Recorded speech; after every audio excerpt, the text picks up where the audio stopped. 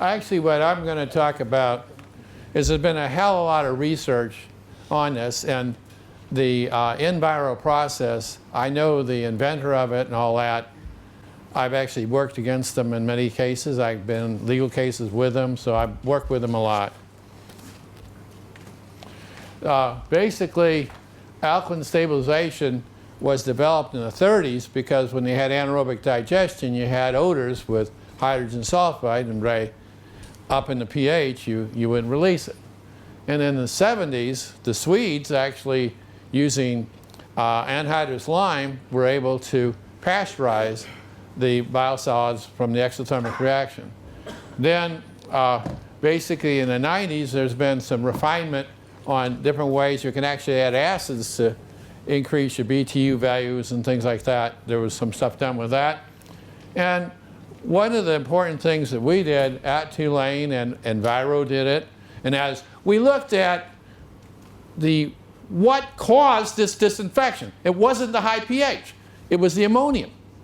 So the free ammonium that was released was inactivating that. And why we said that is because in the United States, to get a disinfected biosolids, you had to inactivate helminth eggs.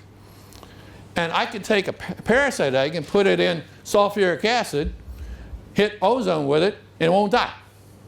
I could do the same thing in a caustic. So what we had to do is, it's a non-charged disinfectant that passes through that membrane to kill it. And so that's kind of how we're dealing with it. So Enviro was first developed by Dr. Jeffrey Burnham. We worked together before. We're good friends. And the reason the Enviro process is really good, and the reason you're able to do it, is because the fly ash is like $20 or $30 a dry ton instead of anhydrous lime. It's $170 a dry ton. So it costs the dollars down. This is kind of how the process goes. Actually, what they'll do, you want to dewater it, then you put it, then they mix it, and it's at 52 to 62 degrees C. And then from there, they do a wind rolling process, and they bring it out then. Now I will show you work that we have today that illustrates this disinfection would occur in 1 hour, as long as it's closed, because of the ammonium. It's a chemical process, and they'll do anhydrous lime coupled with activated fly ash. Okay? High surface area mixtures are good. Let's go past this. I would rather. One of the reasons is these are Enviro slides, because I actually asked the guy from Enviro, and I'm not selling that process because I'm going way beyond it, because you don't want to listen to that. You want to listen to where you can go. This is structure Enviro process, and how it looks in the plant as they take the sludge in, they run it, they get the temperature up, and then they windrow it. Okay. Let's go past. I want to get now what has happened in the last 25 years? What do we know? Well, one thing we know is that lagoon treatment of biosolids, when you put a fly ash with it, can enhance disinfection. 2, we can get inactivation with low lime doses. We don't have to follow US EPA's rules. And so the other thing we know is enclosed systems control. With that, you have the ammonium. If I take that open system, the ammonium goes out in Henry gas laws. Right? But if I close it, you just have ammonium, and the concentration for inactivation is enhanced immensely. So actually, if you can do that, you can really make this thing go. I'm telling you how to take this goddamn process you got and up it better, because you guys are sharp, and you know that stuff. I'll back it up. Let's see. Now, different agents we're talking about agents here. I'm going to talk a little bit about agents a little bit. Alkaline agents. There's lime. Now, cement kiln dust is a good one. We've used Portland cement. That's another good one. You had the alkaline fly ashes. Now, somebody talked about the aluminum industry, spent bauxite. I've only worked with it for 20 years. I kind of know what we do with spent bauxite. But one of the things with bauxite is they put it in lagoons, and when you extract it, your pH is 14.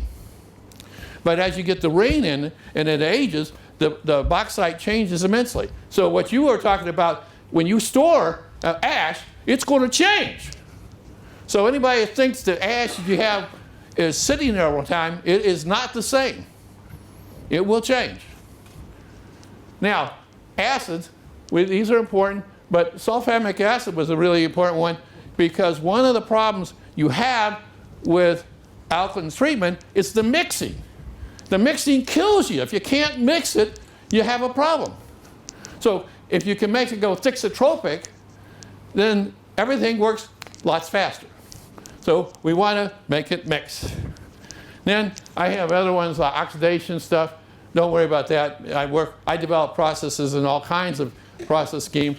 But notice here, we talk about the non-charged agents. When we're alkaline, we really run into ammonium, the amines, they'll disinfect. Mercaptans will disinfect. And one of the things, remember, I said in 1930, they used lime to control odors. But when you get to 55 degrees C, the Henry gas law releases them. So you have to be very careful about odors with this process because it can emit odors. And I have been around them, and I'm very good about it because my nose is bad, so I don't have a problem. But people that have bad nose, so that's been an issue that you have to be careful about. And so here I laid it out, and I said ammonium, that a hydrolysis reaction with the material is better. Heat is produced with exothermic reaction, quicklime. Now, another rule, very important rule. Now, if I'm disinfecting something and I'm adding the disinfectant in, the lower the solids content, the better, right? But if the disinfectant's coming from the solid matrix, which it is in alkaline stabilization, because you're hydrolyzing the ammonium and the amines that are volatilizing out to kill, right? The higher the solids content, the better. So if you're 16 to 20 and you got good, you liquefy it and get good mixing, you get much better results. I mean, it doesn't take rocket science to figure that out. Then ion strength and dissolved solids, they actually play a role in a sense of causing the things to go. And actually, the more ionic strength the less temperature causes because salt water takes less than fresh water to heat. And the enclosed reactor. And this is some data.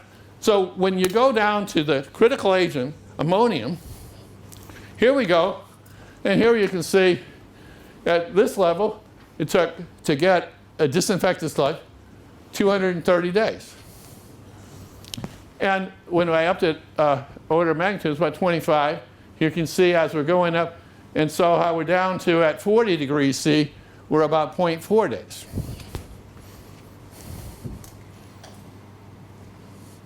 Now, remember I said that magic temperature is 50, 52, 55, because that's where you're getting it. Look at this.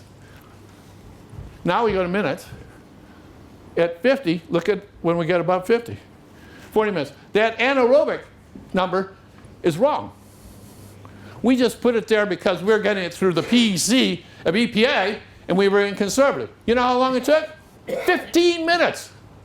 Totally to disinfect the whole thing. 15 minutes. So you can see how, knowing the mechanisms of how the process works, you can design it properly. Okay? Here you can see some more data where we're really, look at that. Really shows how you can handle that. I know you're doing about 70 degrees C, aren't you, right now? In your process, in viral process? You're pasteurizing it. But you can see you can actually drop it. You don't have to go up that high. Now, stabilization. This is a very important part. And this is a part where Jeffrey Burnham did some really good stuff. This is EPA regulation. And all that says is 2 hours at 12 and then 22 hours at 11.5. And as the pH drops, you will get putrefaction. You'll get odors emanating or whatever. But now, what Jeff did is if you windrow it and let it go, so you'll do it in a compost, an alkaline windrow compost process, you get biological stabilization. Also, in here, you can see where Terry Logan, who is my friend, in longer period of times, you get actually maturation where the pH drops about 8.5 because your carbonates are dropping down. Let's see, okay.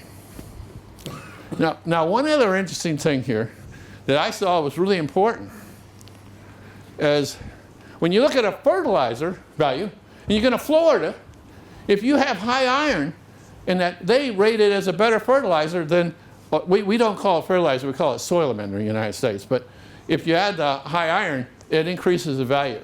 So that iron that you have in your material, also, it will give you, we haven't done the data yet, but I think you get better stability out of it. We're looking at doing that. Now, toxicity assessment. I've been hearing about that. We've been working at Tulane and at A&M and all over. We're working at sensitive environments. And so there's basically 3 levels of tests. One is the test of alert levels. What is it in the material? And if it releases 100%, would there be a problem or not? That's your first screen. Second screen is to say, okay, how much is released? And the third part is, are there biological tests that we can assess to look at that? We've been doing stuff like that because we're talking about putting biosolids in the wetlands. And because we're doing very thorough testing, and I'll show you some ways to do it, the environmentalists are backing us. They're not against us. They're totally with us on this. Okay? And here's the Corps of Engineers, the same phenomena. Now, there are 503s, which is our regs, and I was on the National Academy of Science thing that did this. These were constituents, barium and magnesium, beryllium, silver, the ferranthenines. These constituents were considered after our survey of 2006 and 7. They were looking at these to say, are we having problems with that? Because we really needed to know that. This was in the biosolids part, not the fly ash part. Adults and children, and we found so far, I reviewed this report, and the data looks fine. We don't have any problem with it yet. And this is some more of that. Yeah, and these are important because brominated diphenyl ethers are fire retardants. And why this is important is in municipal sludge in the United States, they changed stuff in the carpeting and did all that, for that, because they didn't want to burn it, right? It increased, mother's milk in fire retardants increased 600 times in the last 15 years. So there was concerns about that. Do we have a problem? Do we not? The other thing they were worried about was personal pharmacological products. This is drugs coming into the system where the main source is municipal sludge. People dumping their prescriptions down the drain, and all kinds of things like that. Now, I took the Enviro data and we took EPEQ stuff, which our bulk tests are much higher. And that is basically because Rufus Cheney developed this. And biosolids actually sequester heavy metals. So that's why we're high. But here was things we talked about agricultural. This is soil screening in the Corps of Engineers, because we're looking at, we have actually, my group has actually taken incinerator ash and got it out of the solid waste arena. And I'm going to tell you how to do that. Okay? And here I took the same stuff and put it in with Europe and Canada. So, and the data looks good for EnviroSoil. Another reason why we don't have problems in the United States with this is simply because we have a great pre-treatment program. So we don't discharge, industries just can't dump metals and everything into the sewer. They have to be very carefully registered. When they did that in the late 80s, early 90s, the levels of metals in biosolids or municipal sludge dropped 2 orders of magnitude. So that changed our picture completely. Now, here we have, you were talking about the TCLP test. If I took fly ash and said, it passed the TCLP test, I'm going to put it in the wetlands, I'd go to jail. Absolutely to jail. Because the TCLP test says, are you a hazardous waste or are you a solid waste? You got to do another test. You can't do it with that because they use landfill leachate to do what they're talking about, and that's how they do it. So the Illusory Test is a test we're looking at taking incinerator ash and biosolids and putting them in the wetlands. And so we have the alert levels, but the Illusory Test looks at how we assimilate that to release in a natural wetland system. And its criteria is based on aquatic organisms.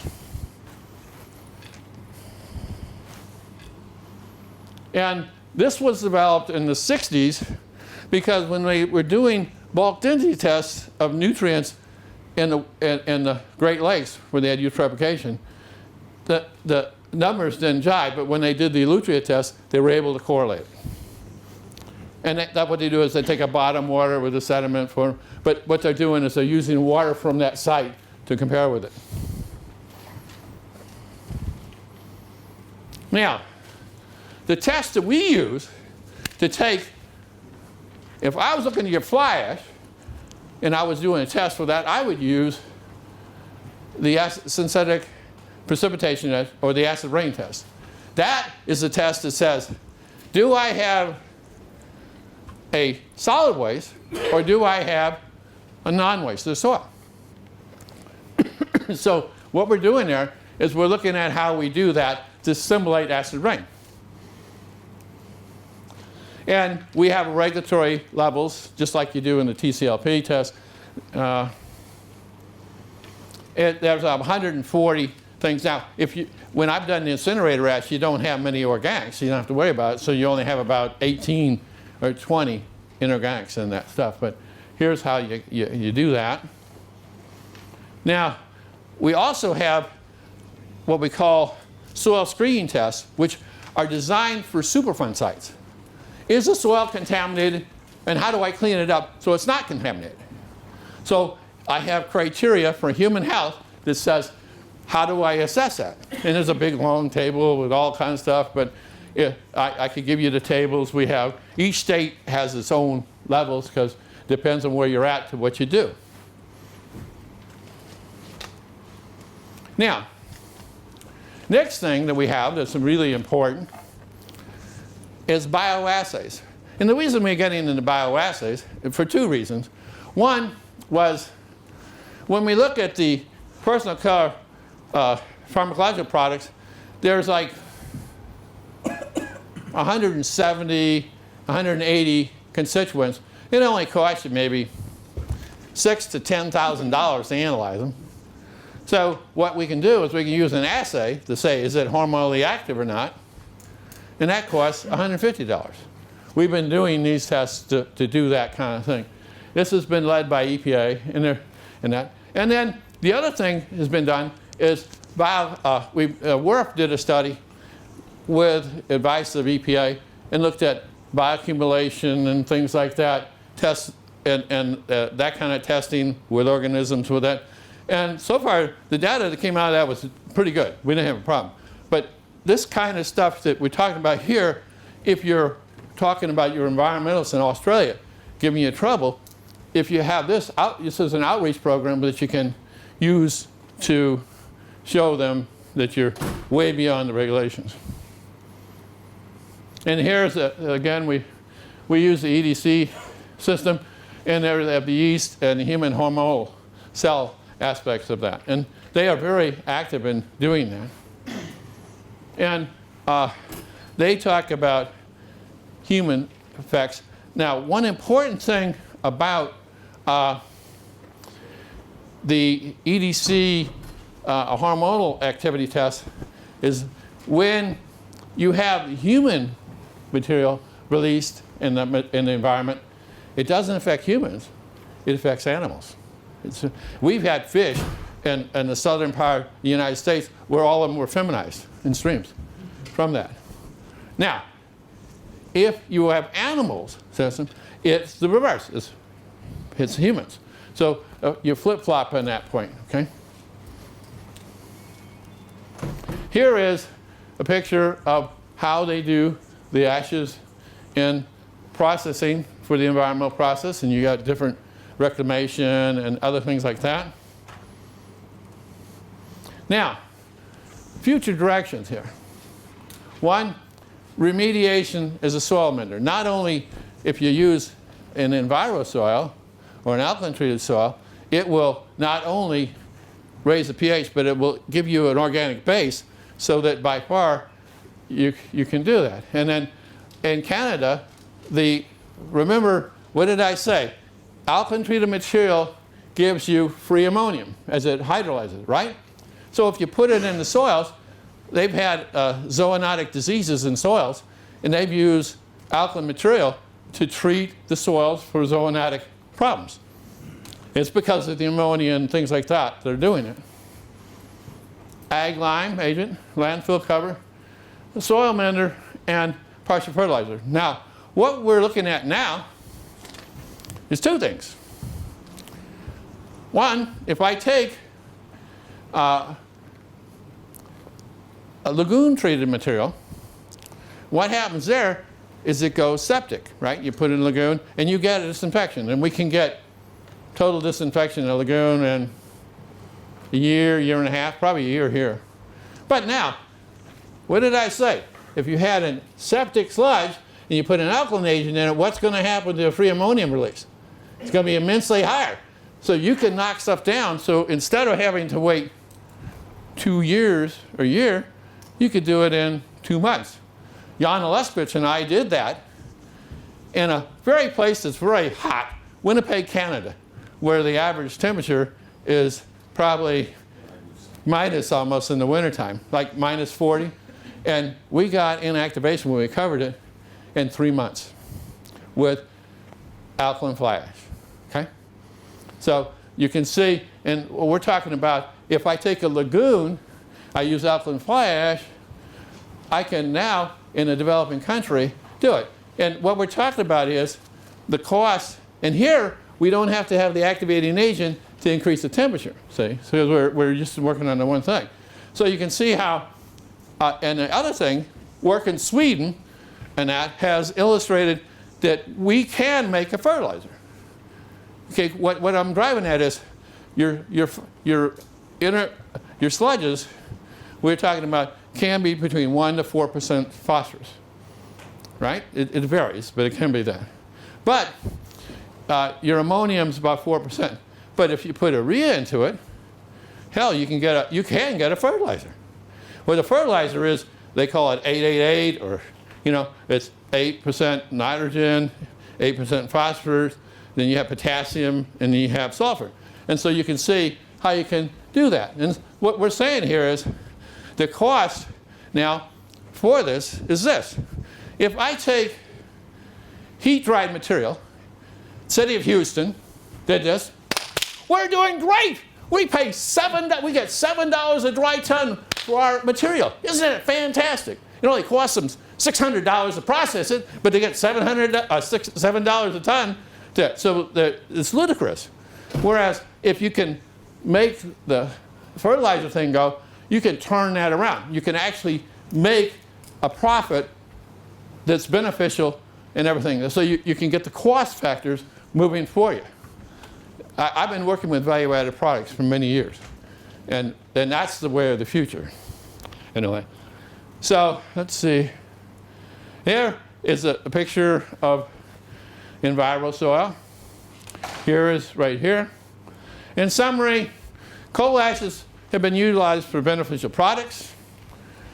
Disinfection is a function of ammonia, temperature, solids content, and enclosed system. So if you want to do an enclosed system, you know, what would you do? Put a tarp over it. You don't have to, you know, I mean, you just think about it. You can be, common sense tells you how to do that. Stabilization, we got a lot of movement in stabilization. The field of stabilization in the field has not moved since the 80s. And it hasn't, we have no thing. But we're doing a lot of work on how we do that, because the one thing will make you fail is odors emanating from it. The public will go nuts. So you've got to handle that odor problem. And then low level of toxins, we're seeing real low levels. And that's why I think you can apply much more restrictive criteria for it, because there won't be a problem on that. And then here in 1991, we said beneficial use, just using it. Now we're getting to resource recovery. So we're moving from the just putting it, land applying it, the beneficial use thing, to where we really are getting something for our product.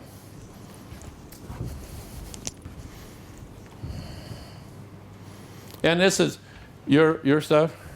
And thank you. I hope you're not bored with my talk.